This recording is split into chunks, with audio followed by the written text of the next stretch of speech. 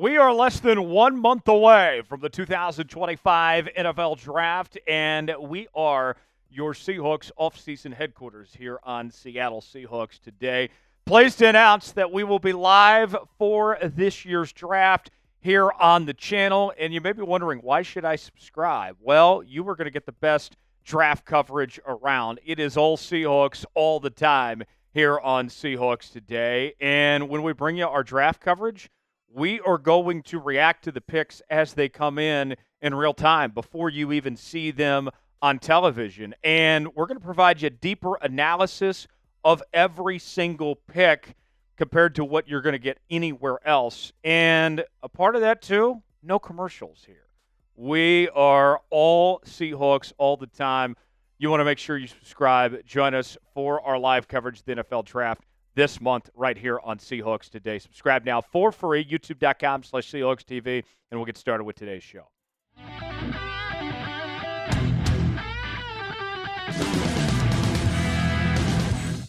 Glad to have you with us here on Seahawks Today. Tyler Jones with you. Appreciate you stopping by as we are going to hear from Seahawks head coach Mike Macdonald today as he shared his thoughts on a number of topics at the NFL owners meetings on Tuesday as he held a news conference on Tuesday morning. And I got some takeaways from what Mike Mac had to say. We'll go over the takeaways and also what he had to say here on today's show. Let's get started with what he weighed in on Sam Darnold, his new starting quarterback, second year for Mike Macdonald in Seattle, his second quarterback that he's had under center, and a real change, right? Going over to Sam Darnold, a new offense that's being installed, a lot of changes, of course, with no DK Metcalf and Tyler Lockett. So what does he think about what Sam Darnold will bring to this Seahawks team? Here's what Mike Mac had to say. Specifically with us, we moved the pocket a little bit now. Sam's a great thrower on the run and is able to make a lot of plays that way. And then on those critical downs in the red zone, third down, especially last year, he had such a great year. We're going to be counting on him to come through in those situations. And with Sam Darnold having the previous experience of working with Klint Kubiak, I think that you are going to see these guys pick up this offense very quickly. And what's going to happen is that Klint Kubiak and Sam Darnold are going to be teaching everyone else this offensive system and picking things up along that way as far as that goes, that you already have that established relationship. They've worked together. Darnold knows this scheme and this system, and I think it's going to be a natural fit. And you look at what this offense is going to look like, much different, more of a traditional pro-style offense than what we saw of the previous regime under Ryan Grubb of the spread offense format. This team is going to run the football. They are going to do what they can to win at the line of scrimmage, to open up the passing game, the play-action passing game, and put Sam Darnold in a position to succeed. And I found it very fascinating to hear Mike Mack in particular talk about those red zone situations, which was a struggle for Geno Smith, who led the league in red zone interceptions this past year. That'll be a point of emphasis that they certainly want to improve on. More from Mike Macdonald coming up in just a moment, but first, let's ask you our pinned comment today. Do you believe in Sam Darnold? Are you all in on the Seahawks' new starting quarterback? Type B for believe, D for don't. You might get an ad break while that ad is playing. Get your votes in. Let us know what you think. Number two from Mike Macdonald. He talked about the new offensive staff led by offensive coordinator Klint Kubiak. As Kubiak assembled this group, one of the things that stood out right away was the familiarity that Kubiak put together of this staff. He hired a lot of guys that he knows and that he's worked with previously, whether it was in New Orleans with the Saints or other stops along the way. This offensive staff is not going to be in a position where they are trying to learn the offense from Klint Kubiak along the way, that they already know this system that's in place. And for guys like Mike Macdonald, who have not been around this system, he's having to play catch up to those guys on this offense. Here's more from Mike Macdonald. A lot of these guys have worked together. They speak the same language. It's been a really fun process. Shoot, I'm the one that's trying to learn and get the language down and things like that.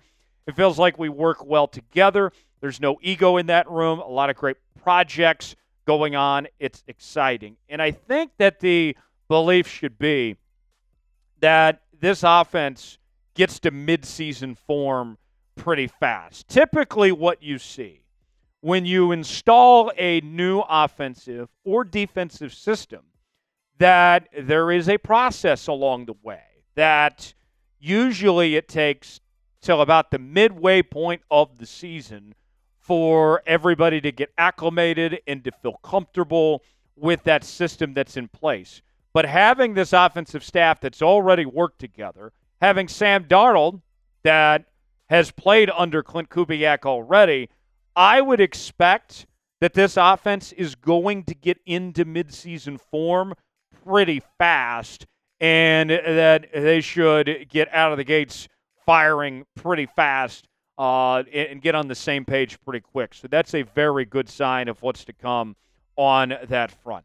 Meanwhile, one of the big additions of this offseason for the Hawks was the signing of DeMarcus Lawrence, formerly of the Dallas Cowboys, reuniting with AD, the Seahawks defensive coordinator, and helping with Seattle's pass rush. And Mike Macdonald it's no secret. He is a big fan of DeMarcus Lawrence and bringing him in. He said this, really excited about him. I think he complements our room really well. Just a disruptor. He can play the way we want to play technique-wise, but also this guy's really, really smart. And he goes back to one of the things I've talked about on this program many times before is he is a Mike Macdonald guy. He's a Mike Mac guy in the sense that you look at the track record of what Mike Macdonald has done over the years with some of these older pass rushers, particularly in Baltimore. He's excelled with getting the most out of them in the end of their careers. Guys like Jadeveon Clowney, Justin Houston, Kyle Van Noy, Jason Pierre-Paul, just to name a few. And you look at DeMarcus Lawrence, a lot of people had already given up on this guy, that, hey, he's in his 30s now, he's dealt with injuries and all this. But Mike Macdonald says, hey, I've done this before, and I can still find something out of you and get you to reach that potential of what you're fully capable of. And DeMarcus Lawrence is coming in motivated. We already heard him speak out pretty loudly when he signed with Seattle and calling out the Dallas Cowboys and all that a few weeks ago. So if DeMarcus Lawrence can stay healthy, I don't see any reason why he can't have a big season and thrive with this Mike Macdonald defense that has plenty of dogs on this defense and should be exciting. So I can't wait to see what he does. Will DeMarcus Lawrence have a big year in Seattle in 2025? What do you guys think? Type Y for yes, in for no. Weigh in. Let us know if you think it's going to be a big one for D-Mac or not. We got Cooper Kupp jerseys on sale now. Free shipping available at chatsports.com/Kupp. He's going to wear the number 10 this season. The home state product making his triumphant return to Seattle. And you can get your jerseys now at chatsports.com/Kupp. We also have other Seahawks merchandise available for you at that same link, including Sam Darnold jerseys as well. Go see for yourself, chatsports.com/Kupp. The link is in the comments and description of today's video. Free shipping included at chatsports.com/Kupp. At the very start of free agency, the Seahawks agreed to terms on a new one-year, $2 million deal with corner Josh Jobe. Josh Jobe, one of the breakout players for Seattle in 2024 as he was promoted from the practice squad, got the chance to start, played in 10 games in the 2024 campaign, and played pretty solid for the most part.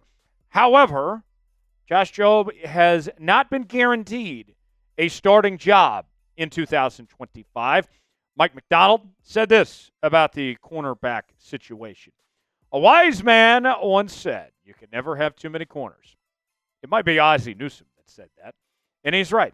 We need to create more competition in the defensive backs room, especially at corner. Josh knows that's what he signed up for.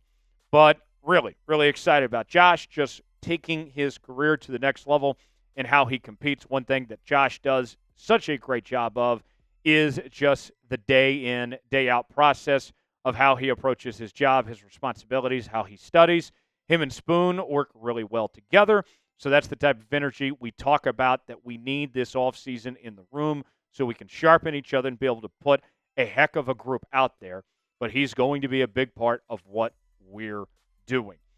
And I'll be honest, that's exactly what I wanted to hear. One thing I've said on this show since Josh Jobe signed, I'm excited that Josh Jobe is back. I think it made a ton of sense for Seattle to give him a one-year deal, $2 million. I think every team in the league would be glad to have Josh Jobe at that price tag. But with that said, although he played pretty solid this past season, there were a lot of mistakes. You got the good and the bad from Josh Jobe.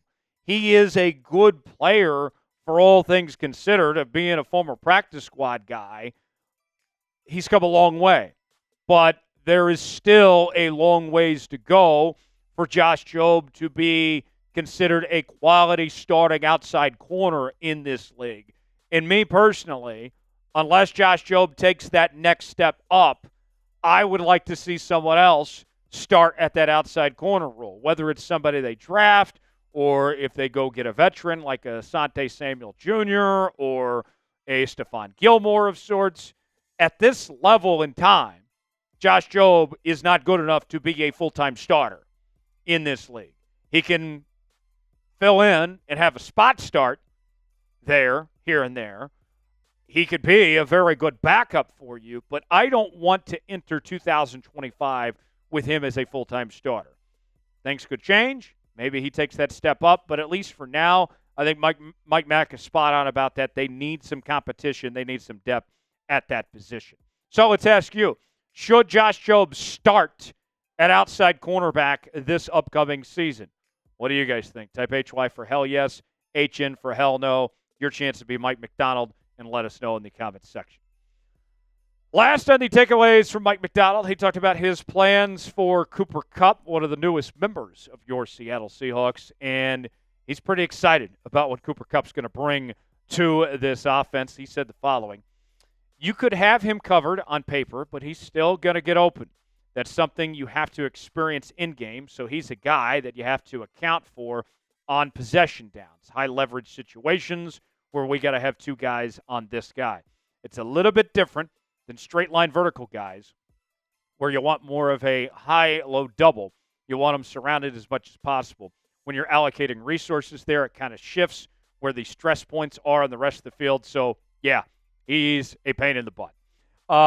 And that's a big compliment on the part of Mike Macdonald. He's talking about from the defensive perspective of all the things you have to account for there of Cooper Kupp, and he's spot on about it. And we've talked about with Cooper Kupp, he does so many things, right? Does such a good job of getting open, a very good route runner.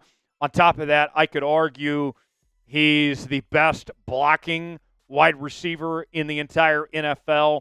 He is involved in the game in so many different ways, in so many different capacities, that it's a real challenge for the opposing defenses that face him. And if he's healthy, he's a guy that you are going to get plenty out of. I think when we look at Cooper Kupp, the questions are not about if he can play at a high level and if he still has something to offer for offense. We already know those answers. The questions are, at this age in his career and with already having the injury problems, can he stay healthy? And that question remains to be seen at this point in time. But it goes back to one thing that I've said on this. I would take kind of a load management approach, an NBA type of idea with Cooper Kupp. He doesn't need to be involved in every practice during the week. You don't need to use him too much in the preseason and in training camp. What you need is for him to be available when it matters in games in December and in January. And to me, that's what I would look at as my approach there. He's a smart football player. He's going to make his teammates better. We told you a while back about Puka Nacua talking about how much he helped him as a mentor and helped him grow as a receiver, and you're expecting him to do the same for JSN and these other receivers that are there in Seattle. Appreciate you joining us here on this edition of Seattle Seahawks Today for continuing Seahawks coverage as we get you ready for the draft and more. Subscribe now for free. YouTube.com/SeahawksTV. I'm Tyler Jones. Thanks for joining us. We'll see you next time.